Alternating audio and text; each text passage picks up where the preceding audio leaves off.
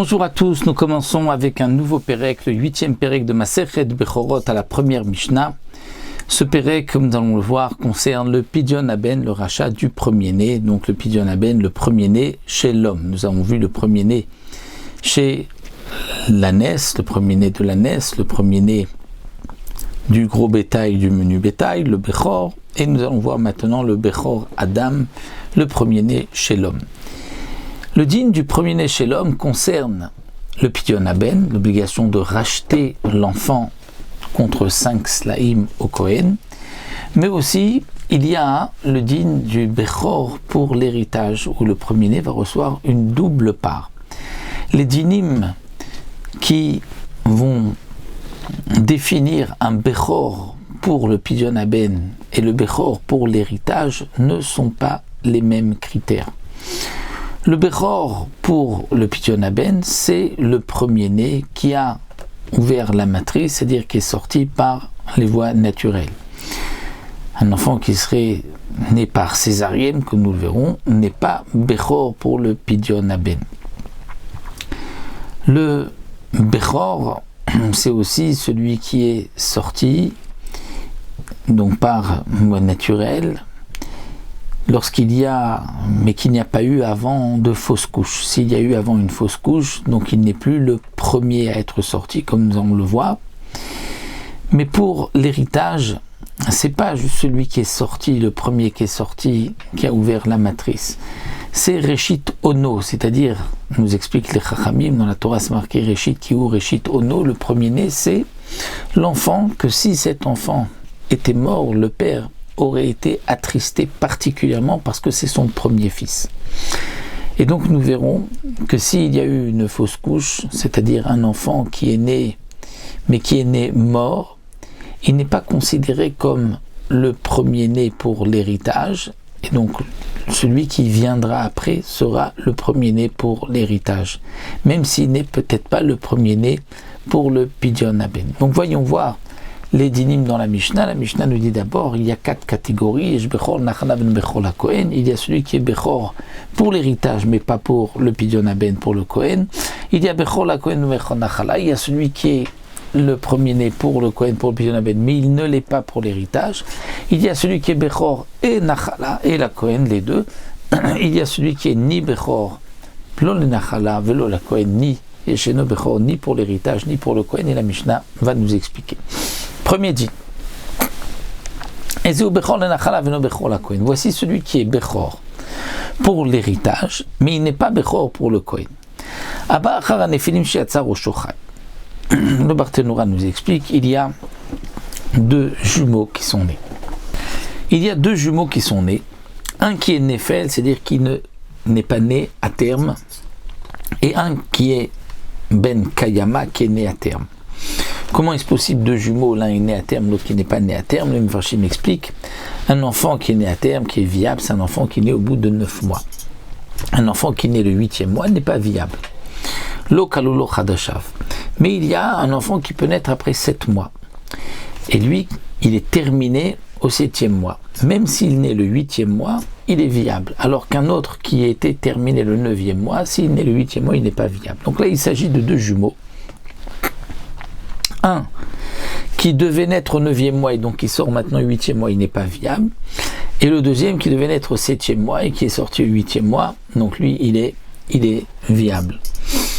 Ce qui s'est passé, nous explique le Barthénoura, c'est que le Néphel qui n'est pas viable a sorti sa tête vivant et ensuite il est re-rentré dans le ventre de sa mère et son frère, qui lui était donc déjà à terme, il devait naître le 7e mois, que là il a tardé, il est 8e mois, il sort, et bien lui, ce dernier, est le Bechor pour l'héritage. Pourquoi?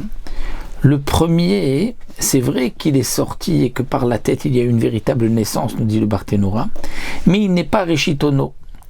Étant donné que c'est un Néphel, il n'est pas viable, donc quand il a sorti sa tête, le père, lorsque cet enfant meurt, ne souffre pas, il ne sent pas que c'est son premier-né qui est mort. Donc, le premier n'est pas le Bechor pour l'héritage, mais le premier a été celui qui a ouvert la matrice. Donc celui qui vient après, Abba Achar HaNefelim, celui qui vient après le premier Nefel qui n'était pas viable, qui a juste sorti sa tête et qui l'a re-rentré, chez Hatzar au Shochag, il avait sorti sa tête vivante et il l'a re-rentré, celui qui vient après est le Bechor pour l'héritage, c'est lui Reshitono, puisque c'est lui le premier-né que le père va souffrir s'il meurt, mais il n'est pas le premier-né pour le Kohen, puisqu'il y en a un qui a sorti sa tête avant.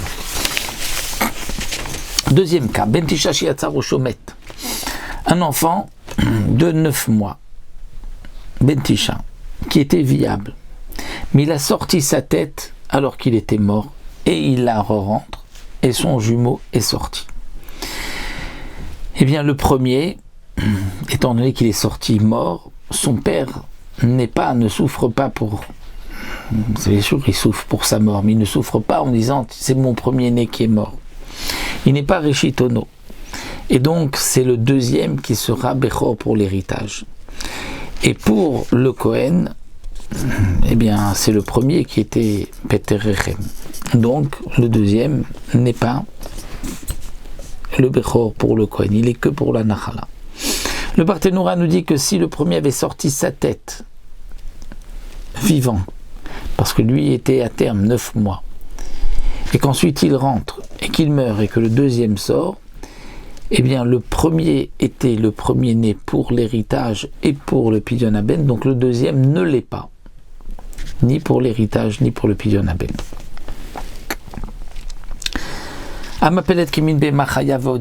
Pour Rabbi Meir, une femme qui a fait une fausse couche et il y avait la forme d'une bête domestique, d'une bête sauvage ou d'un oiseau.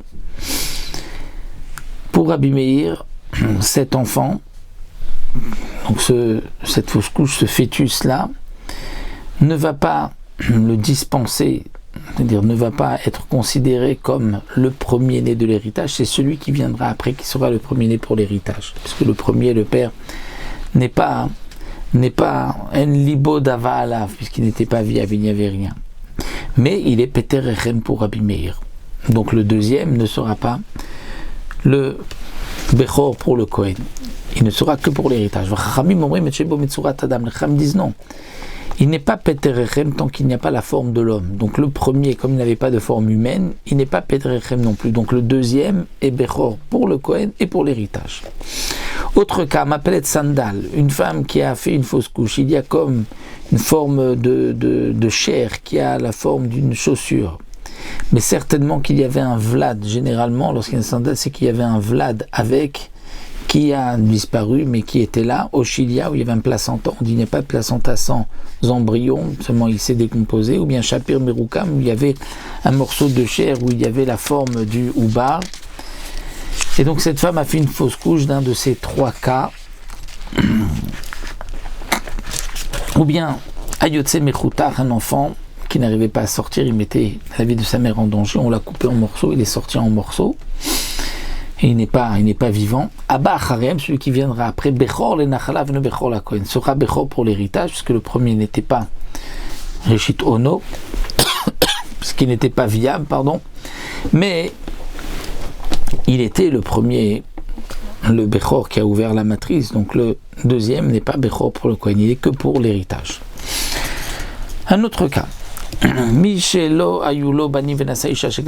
homme qui n'avait pas d'enfant, il a posé une femme qui avait déjà eu des enfants et elle a eu un enfant, donc celui-là sera le premier-né pour l'héritage de son père puisque c'est son premier fils, mais pas pour le Kohen puisque cette femme a déjà eu des enfants. Une femme qui avait eu des enfants alors qu'elle était servante, donc elle est le statut d'une non-juive, un statut intermédiaire. Ensuite, elle a été libérée, elle est maintenant juive. Elle avait un enfant alors qu'elle était non juive et maintenant elle s'est convertie. Maintenant qu'elle est donc juive, elle a eu des enfants, elle s'est mariée avec un Israël qui n'avait pas eu d'enfant auparavant et maintenant elle a eu un garçon. Ce garçon, il est Bechor pour l'héritage, puisque c'est le premier de son père. Mais il n'est pas Bechor pour le Kohen, puisque cette femme avait déjà eu des enfants avant. Et donc, cet enfant, c'est vrai qu'elle l'avait eu alors qu'elle était non-juive, mais c'était quand même Peter Rechem le premier. Donc il n'y a pas de Bechor pour le Kohen. Rabbi Sagdi n'est pas d'accord. Rabbi Yossi Aglili dit, ce qu'elle a eu comme enfant alors qu'elle était non-juive, alors que Shifra ne compte pas, parce que c'est Peterechem Israël, et donc maintenant, c'est le premier qui a ouvert la matrice, alors que Israël, alors que sa mère était juive. Donc Rabbi Yossi Aglili dit, celui qui vient après, Bechor le Nachal le Kohen, il est Bechor et pour l'héritage et pour le Kohen, il faut que, pour dispenser le deuxième, il faut que le premier soit sorti vers la matrice alors qu'elle était Israël. Et donc là, comme elle a eu des enfants alors qu'elle était non-juive, donc ça ne compte pas pour le Aglili, celui qui vient après est Bechor pour l'héritage et pour le Kohen. Un autre cas. Quelqu'un qui avait eu des enfants. Et il a épousé maintenant une femme qui, elle, n'avait pas eu d'enfant. Donc c'est son premier enfant. Quel sera le din? Eh bien, il n'est pas... L'enfant sera Bechor pour le Pidyon Aben, mais pas pour l'héritage, puisque le père avait déjà eu des enfants. Nidgaïra Meuberet, une femme qui s'est convertie avec son mari alors qu'elle était enceinte. Ou Nishtachera Meuberet, où elle a été libérée, elle était servante alors qu'elle était enceinte. Et elle a eu un enfant. Cet enfant est Bechor, est le premier-né, puisqu'il est né alors qu'elle était donc juive, et donc il est Bechor pour le Kohen. Mais il n'est pas Bechor pour l'héritage. Pourquoi? Parce qu'il n'est pas relié à son père. Étant donné que la conception, la fécondation de cet enfant était alors que la mère était non-juive, donc ce n'est pas relié au père, puisque par la conversion, c'est comme si maintenant elle était Tanchena, comme s'il vient de naître, et le Zera, nous dit le Barthénoura, donc la descendance d'un non-juif, n'est pas liée avec donc son fils qu'il va avoir une fois que la mère s'est convertie. Donc dans ce cas-là, il sera Bechor pour le Kohen, mais pas pour l'héritage. Un autre cas, Yaldaïv et Kohenet. On dit le Barthénoura, une femme Israël qui vient pour la première fois, va accoucher, et elle se trouve dans la même pièce avec une femme Kohen qui elle aussi, la première fois va accoucher. Mais chez les Kohenet, chez les femmes Kohen, il n'y a pas de Pidyon Aben. De même, Yves et Lévia. Elle avec une femme Lévi. Elle, la Lévia, n'a pas de Pidyon Aben. Elles ont été exemptées, comme on l'a vu dans le premier Pérec. Ou Yves et Isha Shekvar Yalada. Elle a mis au monde, elle, et une femme Shekvar Yalada, qui avait déjà eu un enfant. Dans ce cas-là, le problème c'est qu'on ne sait pas qui est l'enfant de qui. Donc comme nous explique ici la Mishnah, le Barthénoura, le père a bien sûr un enfant qui est Bechor, puisque sa femme n'avait pas eu d'enfant auparavant, il ne sait pas c'est lequel, donc il devra donner les 5 slimes au coin, il devra faire le Pidyon Aben. Mais cet enfant ne pourra pas réclamer la double part de l'héritage, parce qu'on ne sait pas si c'est cet enfant, si c'est lui, l'enfant de cet homme-là ou de la Kohenet, de cet homme-là ou de la Lévia, de cet homme-là ou de celle qui avait déjà eu des enfants. De même, une femme qui normalement, lorsqu'elle divorce ou que son mari décède, elle doit attendre 3 mois avant de se remarier. Pourquoi? Parce que si elle n'attend pas 3 mois, elle attend 2 mois et qu'elle a un enfant, au bout de 7 mois, on ne saura pas si cet enfant est né 7 mois du deuxième ou 9 mois du premier. Donc une femme qui n'a pas attendu, et elle, c'est son premier enfant. Mais elle ne sait pas si c'est du premier mari ou du deuxième mari. Alors cet enfant, en tous les cas que nous avons vu, Bechor la Kohen, il est Bechor pour le Kohen parce que c'est sûr qu'il est premier-né, mais il n'est pas Bechor pour l'héritage. Pourquoi? Parce qu'on ne sait pas qui est son père. Et donc lorsque il va réclamer l'héritage chez l'un, on va lui dire non, toi tu es le fils de l'autre. Donc il n'est pas Bechor, il ne peut pas réclamer l'héritage, la double passe, parce qu'il ne sait pas qui est son père. Mais le din de Pidyon Aben, il doit faire Pidyon Aben. Maintenant, étant donné qu'il ne sait pas qui est son père, qui va lui faire Pidyon Aben, c'est lui-même qui, lorsqu'il grandira, il fera Pidyon Aben. La Mishnah continue Ezeu Bechor Nachala la Kohen, qui est le Bechor et pour la Nachala et pour le Kohen. Alors bien sûr, un enfant qui naît normalement, le premier-né, et par le mot naturel, il est Bechor pour le Kohen, Pidyon Haben, c'est son premier-né, il recevra double part de l'héritage. Mais dans les cas compliqués, voici, ou même après une fausse couche, il peut être le Bechor et pour l'héritage et pour le Kohen, Amapelet Shapir Maledam, une femme qui fait une fausse couche. Il y a donc la peau de l'embryon, mais c'est plein de sang, Malemaim plein d'eau, ou Malegnini plein de liquide de couleur. Amapelet Kemindagim, où elle met au monde une forme qui ressemble à un poisson, Vechagavim, ou à une sauterelle, ou Shkatser Machim, ou à des rampants, des reptiles. Ou bien encore, Amapelet Yom Arbaim, elle fait une fausse couche le 40e jour de sa grossesse. On considère que c'est que de l'eau encore, ce n'est pas donc un Vlad, et donc il n'y a pas là de Peter Rechem, et donc Abba Rechem, l'enfant qui viendra après sera Bechor, l'Enachala pour l'héritage et aussi pour le Kohen. Mais si elle fait une fausse couche dans un mois plus avancé, donc cet enfant qui va sortir sera le premier, le Bechor pour le Kohen, et donc celui qui vient après ne devra pas faire Pidyon Haben. Celui qui est mort ne fera pas non plus Pidyon Haben, puisque c'est une fausse couche.